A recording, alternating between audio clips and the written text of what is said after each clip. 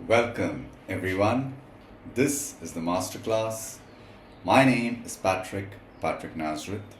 I have around 30 years experience of teaching and I would like to help you dispel your doubts should you have any. Today we look at the poem No Men Are Foreign, written by James Kirkup.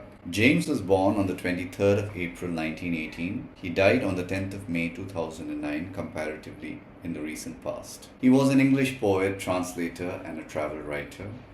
He wrote under many and varied pen names like James Falconer, Aditya Jha, Andrew James, among others. As you can see, these pen names are a mixture of nationalities. If you simply read them, you have no idea that the person writing them is actually an Englishman. Remember, no men are strange, no countries foreign. Beneath all uniforms, a single body breathes like ours.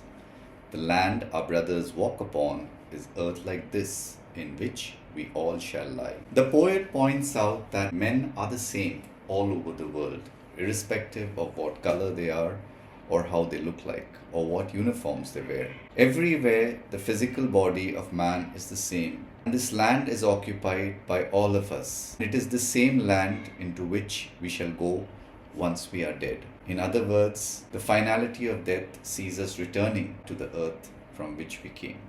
They too, aware of sun and air and water, are fed by peaceful harvests, by war's long winters starved. Their hands are ours, and in their lines we read a labor not different from our own. People all over share the same natural sources: sun, the air, water. They are happiest when we are not at war, because then they are fed and content. What happens during a war? People starve. They also possess the same hands as ours, and if we look at their hands, we will see the same lines. Why is that? The struggles that these men undergo, the effort that they put in to overcome their problems, are basically the same as ours. We too go through the same problems, look for the same solutions that they do. The physical aspects of labor, of creativity, remain the same. Remember, they have eyes like ours that wake or sleep, and strength that can be won by love. In every land is common life that all can recognize and understand. People all over share the same routine. They sleep, closing their eyes. They wake up, opening their eyes. The poet suggests that violence is not the answer. Instead, he says that love can provide a bridge to join all people together. Because all of us go through the same shared experiences, the same shared emotions, of joy, of grief, of laughter, of happiness. Therefore, we are more alike because we can recognize the same emotions in anyone that we meet. Let us remember, whenever we are told to hate our brothers, it is ourselves that we shall dispossess, betray, condemn. Remember, we who take arms against each other. The poet begs us to understand that when we go to war, when we resort to violence, when we are told that we should hate our brothers and sisters, it is not us that is hurt. It is not others that are hurt, but we ourselves. We should not give in to false propaganda. We should not listen to people whose only objective is to make us do violent acts. We should remember this before we decide to fight, before we decide to go to war. We should remember that the only people who are being hurt are people like us. It is the human earth that we defile. Our hells of fire and dust outrage the innocence of air that is everywhere our own. Remember, no men are foreign and no country is strange.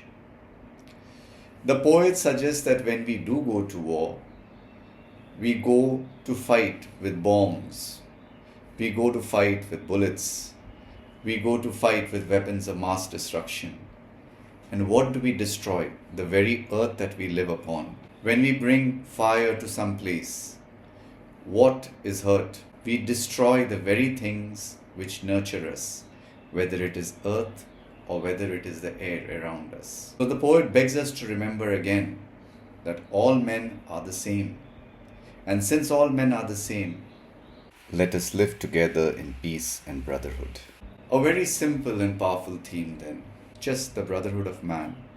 How all men are bound together, how all men are equal, how all men share the same universal values, and how we should build on those values, and how we should come closer to each other, not allow people who have their own selfish interests in mind to make divides between us, to cause us to do violent things, to cause us to break away from each other. Instead, we should come together, remember that we are one, and believe in equality and the brotherhood of man. That's the poem then for you. I do hope I have been able to help. If I have, please remember to like, subscribe, and share. Remember, there might be others who would need our help. Thank you for watching.